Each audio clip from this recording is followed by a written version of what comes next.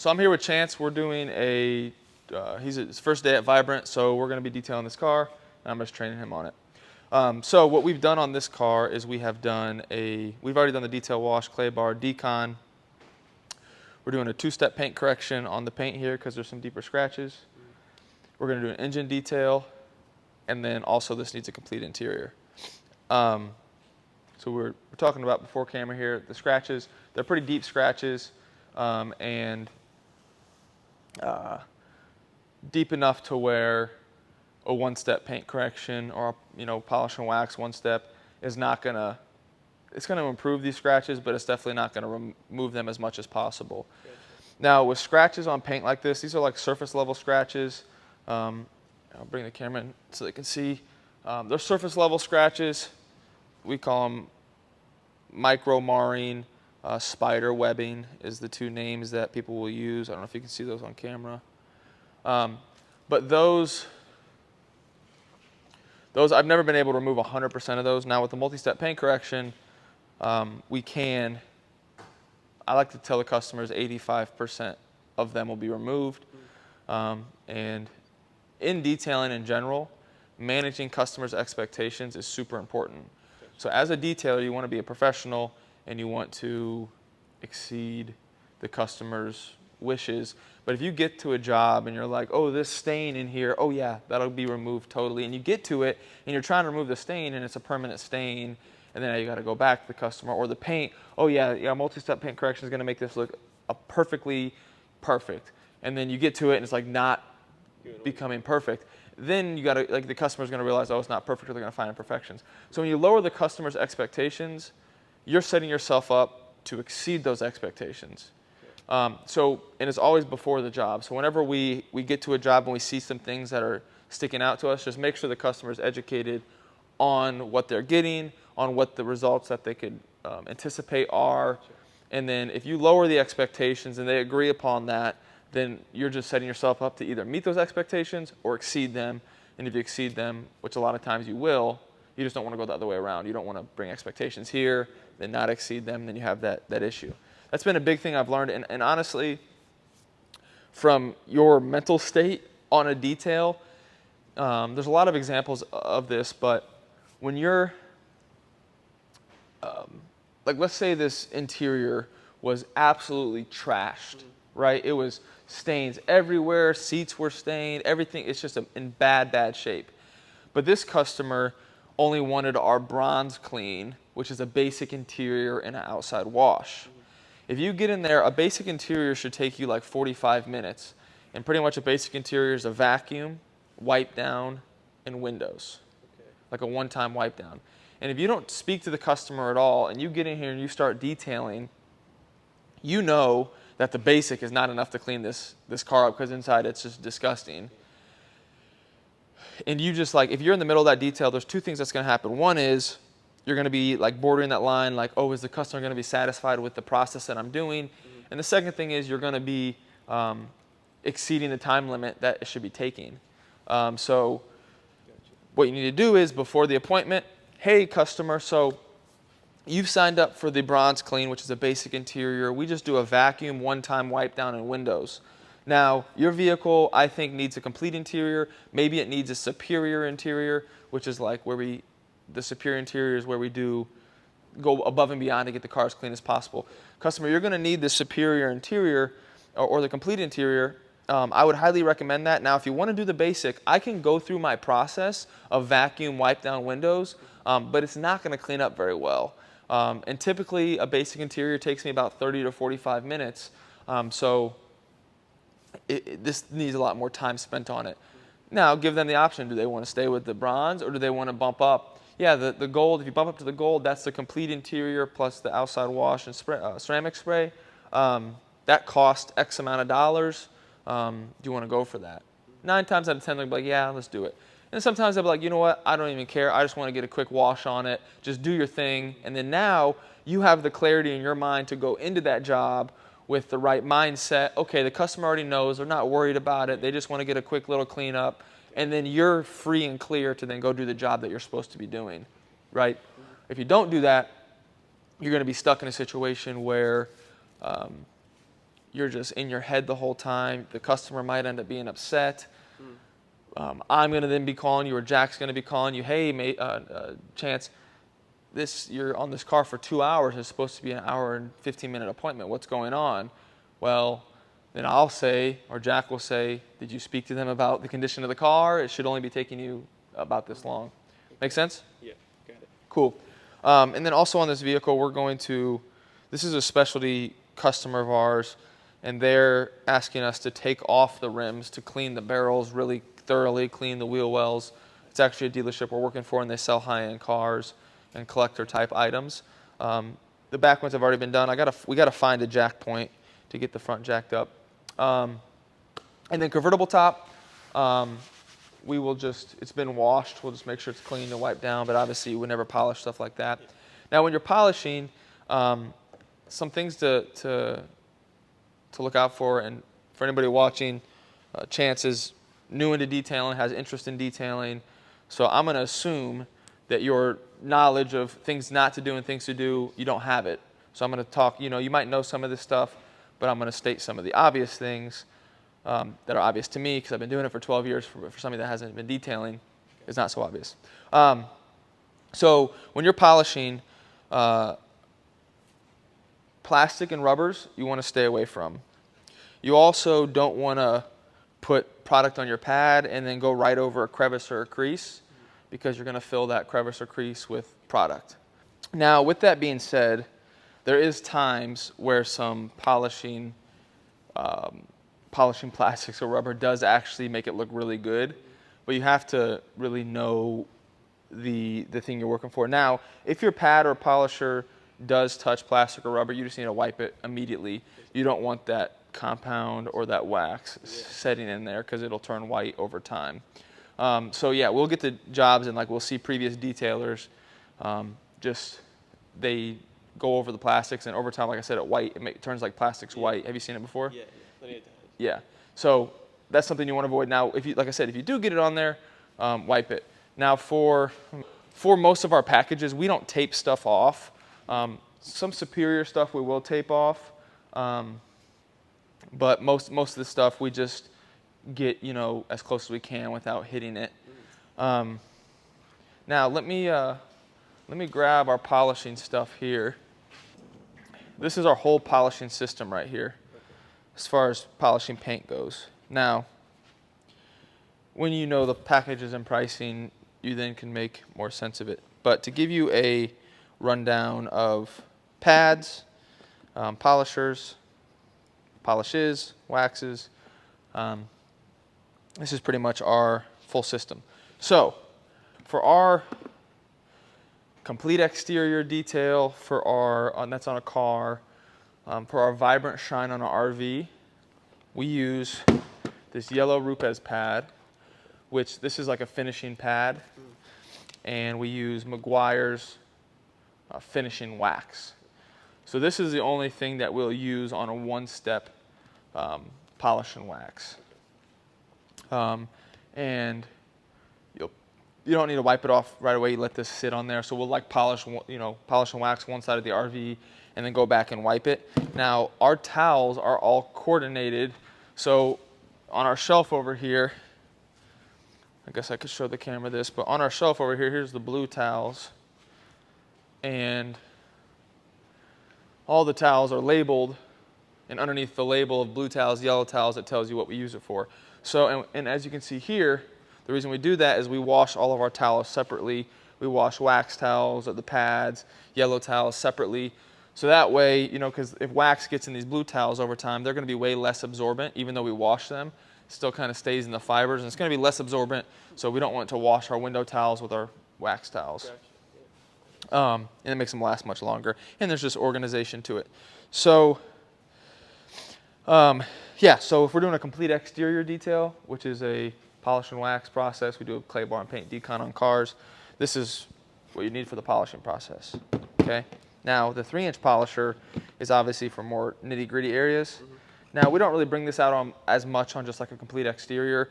We're going to be bringing that out more on like a superior exterior, where what we're doing on this, where we want to get this paint, as clean as possible and get as many small areas as possible. Now, with polishing, there is a lot of different variables in polishing. You have the pad, you have the pad density, how dense it is. You have, this is a wool pad, a microfiber wool pad. This is a just straight foam pad. You have different polishers. So this Milwaukee is an orbital polisher, meaning it spins in a circle while also spinning in a circle. So it's doing like a figure 8 motion. Now, these polishers, they're called DA, dual action. The reason these are great is it disperses the heat. So as you're polishing, a rotary polisher is just spinning on one axis really fast, and that heats up the paint way more, therefore causing, it gets hotter, you can burn through the paint easier. So a DA polisher really, I think, can accomplish the same results, although a rotary can be more aggressive, and we do use that for certain circumstances. This is like what you need for 95% of all of detailing polishing wise. That's a dual action polisher. Same thing with this 3-inch Rupes, also a dual action. Really safe, and it's almost impossible to burn through paint with these if you just have to stay on one spot. Now, back to the variables. You have the pads, you have the polisher, you have the speed, how fast the polisher is going, you have the angle you're putting the polisher on the paint, you have the sun, the heat, you have the polish, what polish you're using. Lots of variables, right? The pressure, another thing is how hard you're pressing or how hard you're not pressing.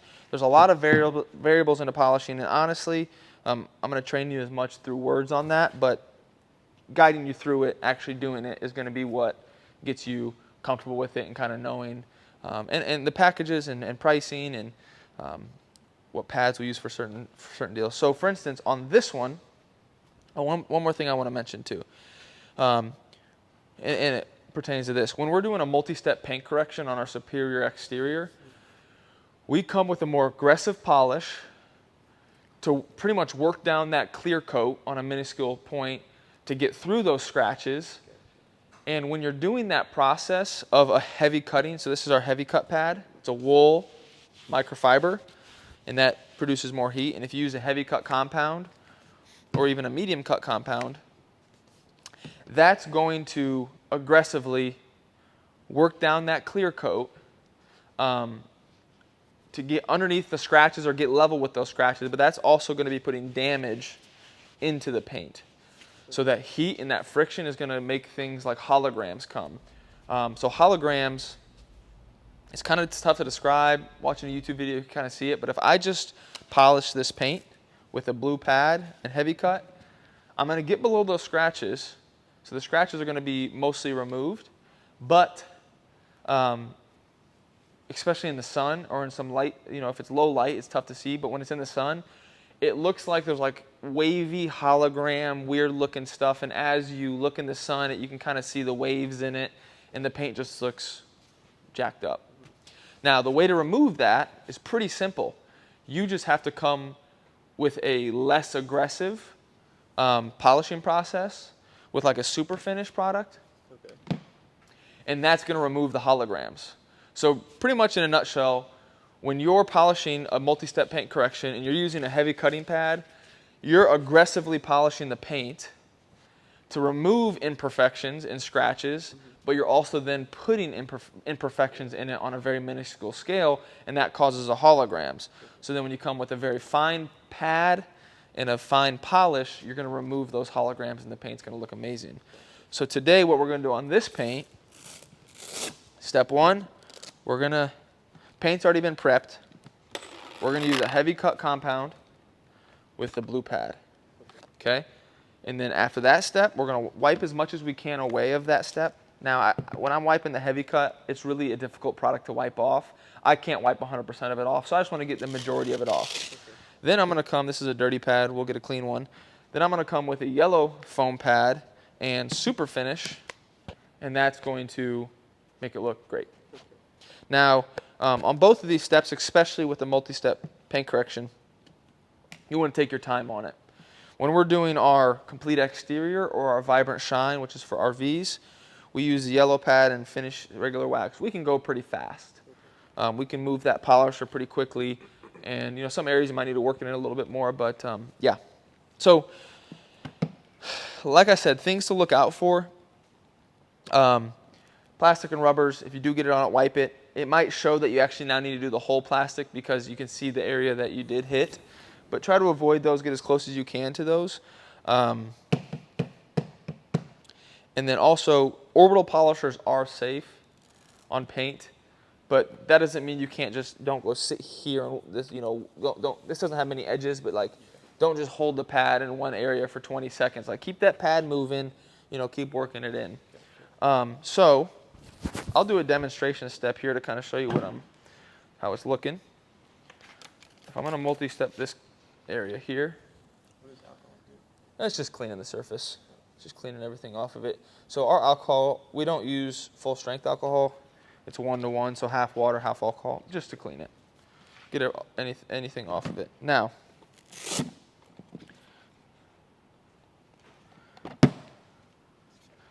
shake the product up a little bit. You always want to shake polishes and waxes and stuff up. Anything that does need to be shaken on the bottle, it'll say shake well. Yeah, PPF doesn't scratch as much. So yeah, I'll do a little super finish polish on the PPF, but I'm not going to heavy cut it. Yeah, I forgot you mentioned that earlier. So the PPF, this has PPF on the front end.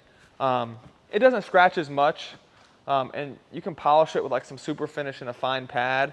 But you wouldn't want to like heavy cut it, and you really want to be careful of the edges. Yeah, like I wouldn't want to run my pad like right over the edge, because you could get product underneath there, and you can kind of remove it, but it's difficult. So I'm going to do a 2-step area here. I'm going to put my speed just in the middle. Honestly, I keep it in the middle most all the time. Make sure the pad's nice and on there. Start slow, let it work in a little bit. And as you can see, I'm not running over an edge right away, right? Because I'm going to let the product work in a little bit.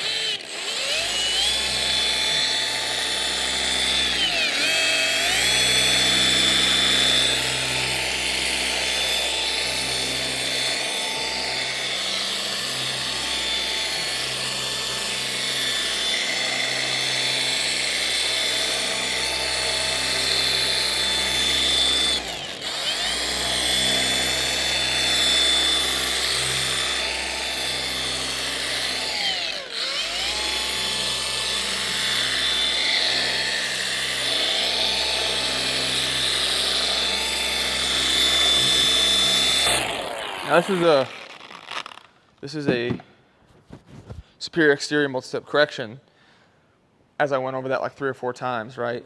Now on a complete exterior polish and wax, I'll go over it once, maybe twice. Now this step,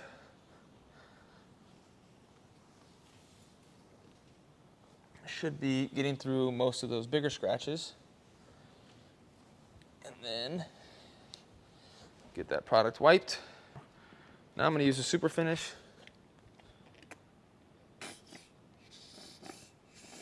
Now super finish compared to like a heavy cut compound, there's like abrasives in here. So sandpaper like crushed up in a minuscule level, and you know, super finish wouldn't have that, so that's what's in the polishes. Now, I don't know if you can see, but the paint to me looks a little bit like, a little hazy in a way. A little cloudy, yep.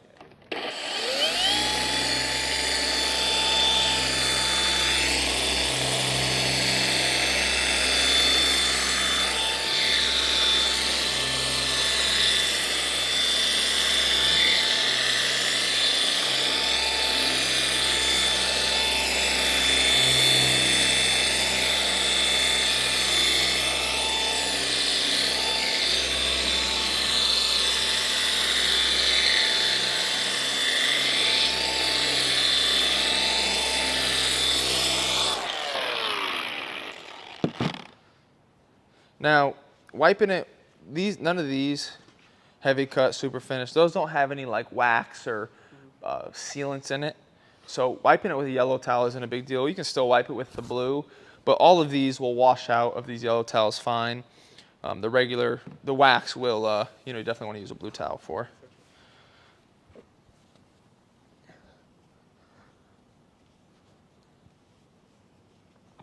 Now I think if we look between the two sections, the section that I did and the section that I didn't do, so come from this angle, and then it's not 100% out, but it's way better. but way better. So that's like 85. I would say 85% of perfection. Okay. Now, not 100%, but that's a good representation of, you know, the different levels of scratches. Now, I did a small test section where I just did one small section. I would go heavy cut the whole thing, wipe it off as I go, and then come super finish it, wipe it off as I go. And then with our superior exterior, we put a ceramic spray sealant on after, because those products have no protection qualities in them. So we don't finish with a wax. We'll come by with our ceramic spray here, and it's a spray on, wipe on product. So we spray it on, wipe it off. Yeah, let me see. There's also some PPF here, and as you can see, I ran over that PPF a little bit. Mm-hmm. Now, if you get some PPF in the cracks without peeling the PPF, you might need to take like a plastic razor blade, and just try to get some of that product out of the crack. See, I'm getting some out of it there, and that'll help get it out. But you don't want to shove it in. I'm just lightly rubbing it against it, and that's going to help remove maybe some of the product that you did get in the crack there. Any questions on any of this so far? Not really. No? Covering it all. Cool. Now, this is one minuscule part of detailing. We're going to continue on with this. We're going to, like I said, clean these front rims. We're actually going to take these off and clean them. But I'm going to cut the camera off and stop it there, and then just get to work and get to polishing this thing. Okay. Sound good? Cool. Okay, so now that I'm getting into the process here, we're doing the heavy cut compound process. This is a Manzurna brand. Now, every couple of sections, you're going to want to blow out your pad with compressed air. Do it away from the car because it's going to splatter stuff. So I just did heavy cut on the top half here. I'm going to go to the bottom half now. Do a couple sections here for the camera on the heavy cutting process.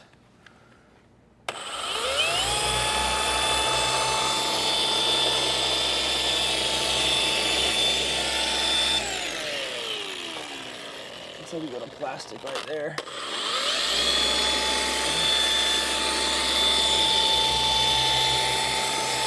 That's also a textured area right here, so polishing up and put a little heavy cut on it, but it's not as important as the clear paint, obviously.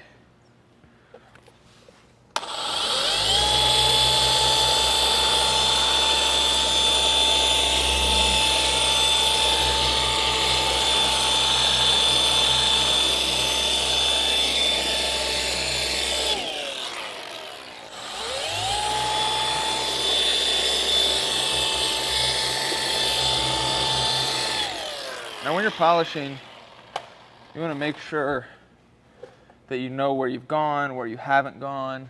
Like right now, I know I did the top half. I came around this corner a little bit, got around this, but I did that test section up here, but I haven't done this front panel at all. So and I haven't done the mirror. So you need to mentally know where you've been, where you haven't been. In a lot of detail. I mean, honestly, I try to systemize things. I'm just working my way around the vehicle right now, one direction. But in your own mind, you really have to be focused when you're doing things like this, or when you're doing a ceramic coating, because it's important to know where you have and haven't gone. Same thing with interior detailing, like you want to know what you've detailed and what you haven't. Now with interior detailing, I do have a pretty concrete system, I believe, that's easy to follow and you can do, but we'll get into that more later. All right, we're gonna go on to this back panel here.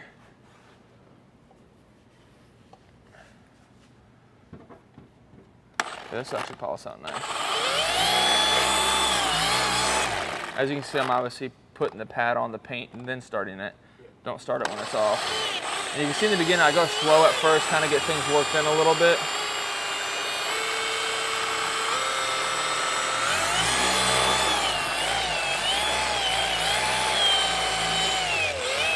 Now this back PPF section's in rough shape, so I'm not gonna worry about it as much, although I don't wanna get a bunch of stuff in the cracks.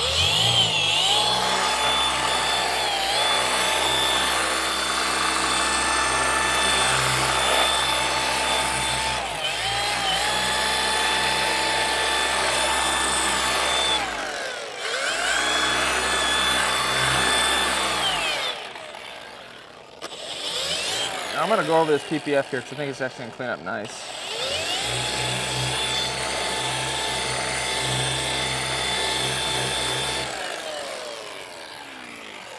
Better than it was, that's for sure. Put a little more product on and work that in a little bit more.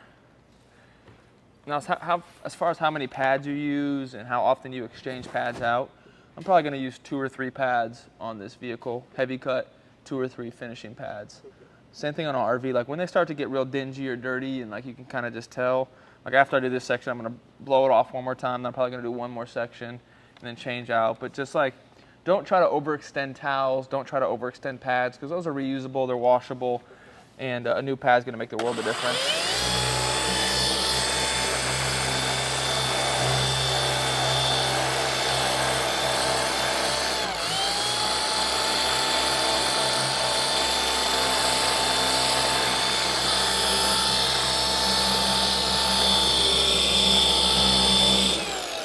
You see it's just taking that chalkiness right off now. It might cause some other damage, but it's gonna be better than what that is, you know? That looks pretty terrible. So, whatever we do here is probably gonna be better than what's on there.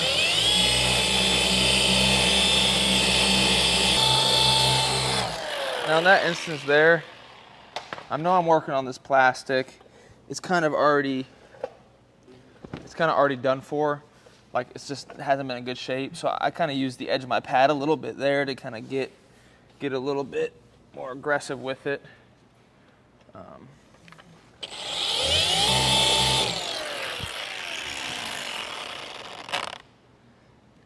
This is a random situation here, but got to adjust and make it work.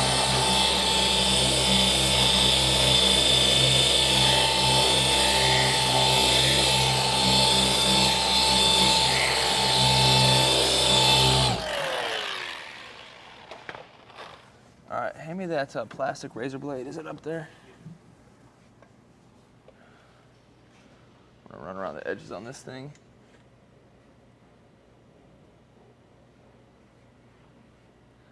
Now, plastic razor blades are great because they're not gonna scratch the paint. Yeah, I didn't even know those were a thing. Yeah, they're awesome.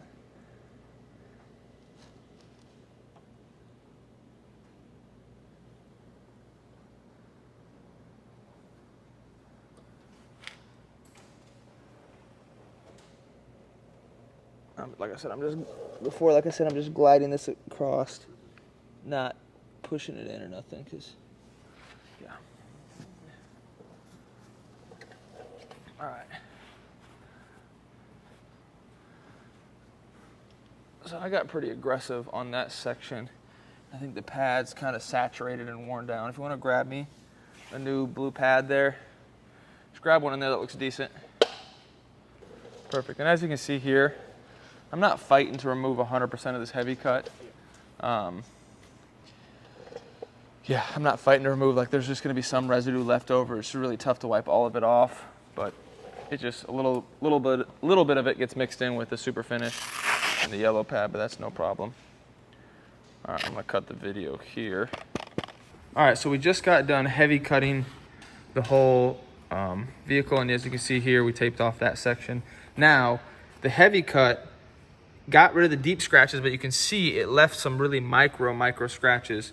So then our next step here, we're taking the yellow pad and a medium cut polish or super finish. I think we're gonna go with medium cut because that's a fine finishing step there. It's not too aggressive.